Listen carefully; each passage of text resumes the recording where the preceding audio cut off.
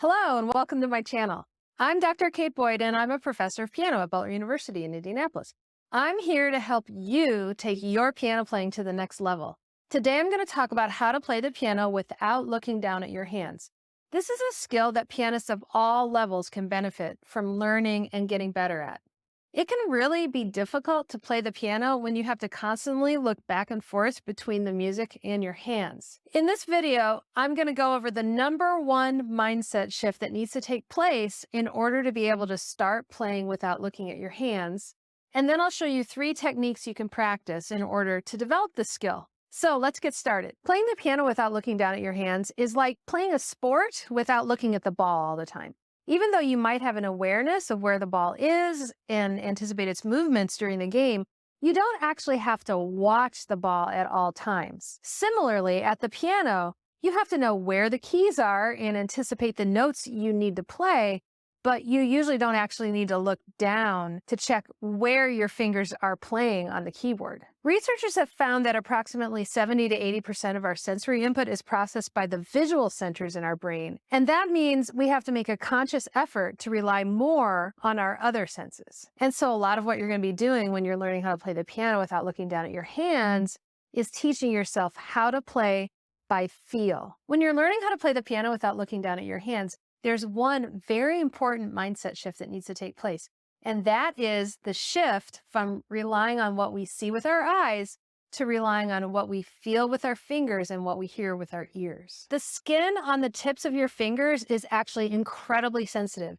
It has a lot of nerve endings, and so it's actually a sensory experience that you can develop more and more awareness for. The reason the fingertips are highly sensitive is because the skin on the fingertips have a huge number of extra sensory receptors.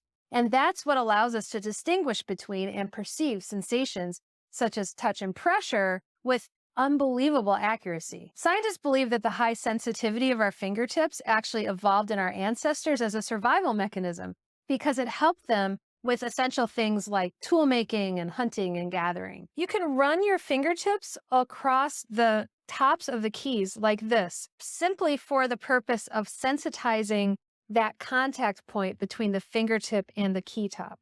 So go ahead and do this exercise.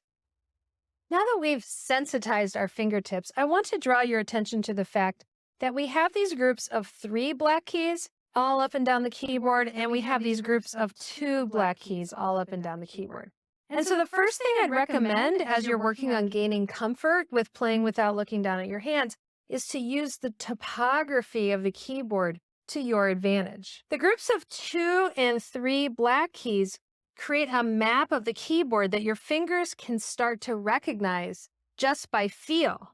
And what's important about that is you can use these groups to orient yourself as you move up and down the keys without even looking. So using the black keys to get around the keyboard is sort of similar to using landmarks when you drive from one place to the next. When you're driving in a car, you might turn right at the grocery store and then turn left at the vacant lot, and you use those reference points to get from point A to point B. And just like that on the piano, we have these groups of 3 and groups of 2 black notes, and they can be your landmarks and points of reference as you get around the keyboard. The one big difference there is that when you drive, you're using visual landmarks, and when you play the piano, you're using landmarks that you feel. So for example, the note to the left of the group of 3 black notes is an F. And so I can find and play all the Fs all up and down the keyboard once I know that, and I can even do that without looking, because I can feel for the group of 3 black keys, and it's the one to the left of them. And to the right of the group of 3 black keys is the B. So the same principle applies. So I can start with my right hand. This is a good exercise for you to try at home. Play the F to the left of the group of 3 black keys. You can look down, and then feel up 1 octave, find the next group of 3 black keys, and you can either shut your eyes or you can look up, and then find the next one, go all the way to the top with the right hand, then switch to B, which is the right side of the group of 3 black keys. Now I'm playing all the B's coming down, finding the group of 3 and finding the group of 3. You can do the same thing with the left hand going down finding all the Fs using those groups of 3 black keys. You can do the same thing with C, which is to the left of the group of 2 black keys. Find your way up and down the keyboard, and you can do the same thing with E, which is to the right of the group of 2 black keys. So now we have 4 landmark notes, and then the notes in between the black keys you can find also with the same process. And so you can just do little exercises like that to gradually help you feel your way around the keyboard and get more comfortable. This exercise also helps to sensitize your fingertips and helps you become aware of what note you're actually playing and how it feels underneath your finger to play it and move to the next note. So as you do this exercise, don't just concentrate on whether or not you're playing the right note, but also cultivate an awareness of how it feels. How does the note feel under your fingers? How does your finger feel when it's touching a note next to the group of 3 or the group of 2 black keys? And I would recommend going ahead and closing your eyes while you're doing this exercise in order to really be able to focus on how it feels when the skin of your fingertips comes into contact with the key. As you develop more and more awareness of the topography of the keyboard and how the white keys around the black keys relate to each other in terms of pitch, then you can start to be aware of how intervals feel. In music, an interval refers to the distance between 2 notes. Intervals are named based on the number of notes they span and therefore the distance between those notes. Intervals are important in music because they form the building blocks of melodies, harmonies, and chords. Understanding intervals is really, really important for developing your sight reading skills, for strengthening your ability to sing intervals and melodies, and also learning and memorizing music. The way you can use intervals to help you gain better tactile understanding of the keyboard is to look at the music and focus not on each individual note, but on the relationship between the notes on the page. Basically, what you're going to be doing is using the changing span of your hand as you open and close it as a measuring tape to figure out how far to go from one note to the next. Look straight ahead at your music and find 2 notes that you want to play. Look down and find the first note, and so in this case I'm finding a D, and then look at your music, don't look down, and find the second note based on what I just showed you about the groups of 3 and 2 black keys. And so in this case I want to find an F, which is to the left of the group of 3 black keys. Alright, so that is a third, and now what I can do is measure, is feel, well, how far apart does that feel? Because that is a third. The distance that my hand is spanning is a third. It's a third between 2 white notes. There's different thirds that feel different ways, but this is a third. So I can kind of go up and down the keyboard and just reinforce that interval and how it feels. You can also use this idea of intervals in chords.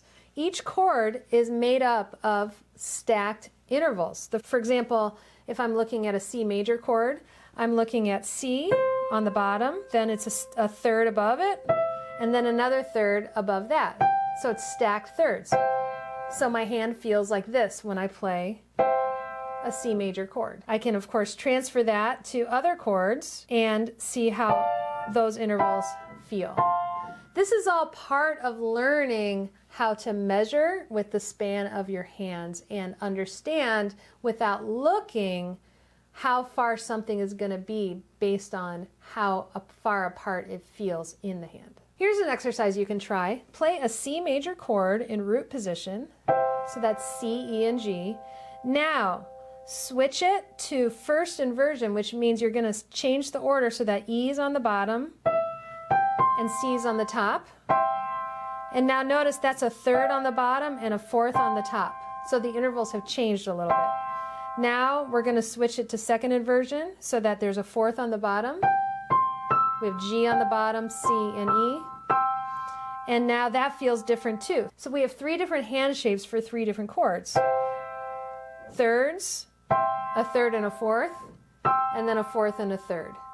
And you can start to sensitize yourself to how the hand shape feels when you play each of these chords, which makes it much easier to learn to play the piano without looking down. So I can use both the topography of the groups of 3 and 2 black notes to help me find individual notes on the keyboard, and I can also use the relationship between the notes to help me find notes on the keyboard and play without looking down. Then, once you've gotten the hang of feeling the groups of 3 black keys and the groups of 2 black keys on the keyboard, and once you've gotten the hang of starting to be able to perceive intervals and feel your way from one note to the next by measuring the interval, the next thing you can do is use the fingers on your hand as a reference point when shifting around the keyboard. Because one thing about playing the piano is we have to move our hand around. We don't just keep our hand in a fixed position and only play 5 notes.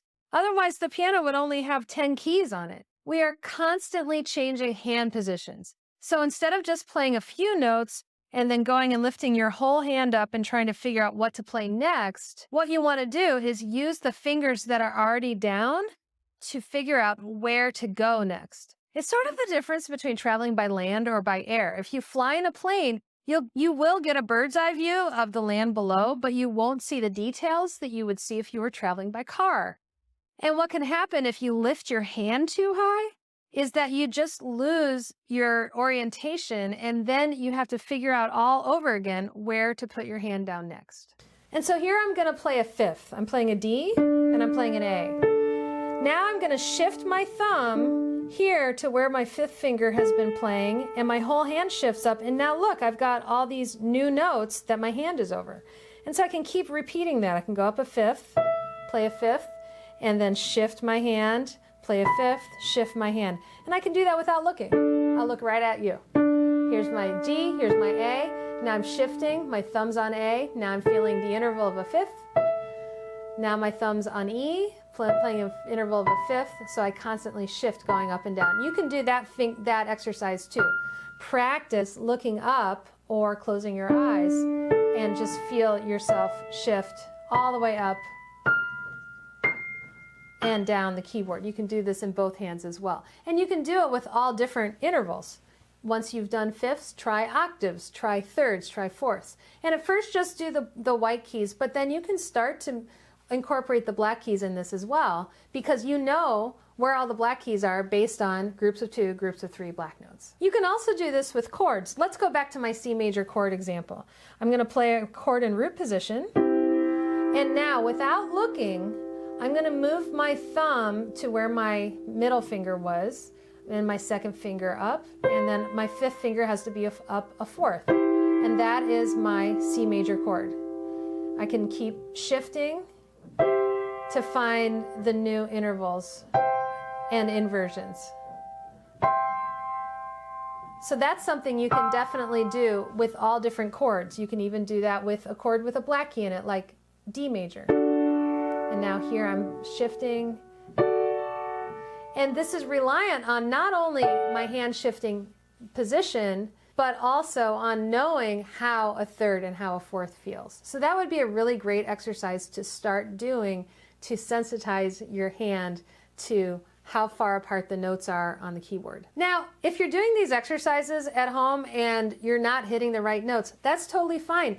Just open your eyes and look down and see what happened. Did you overshoot or did you undershoot?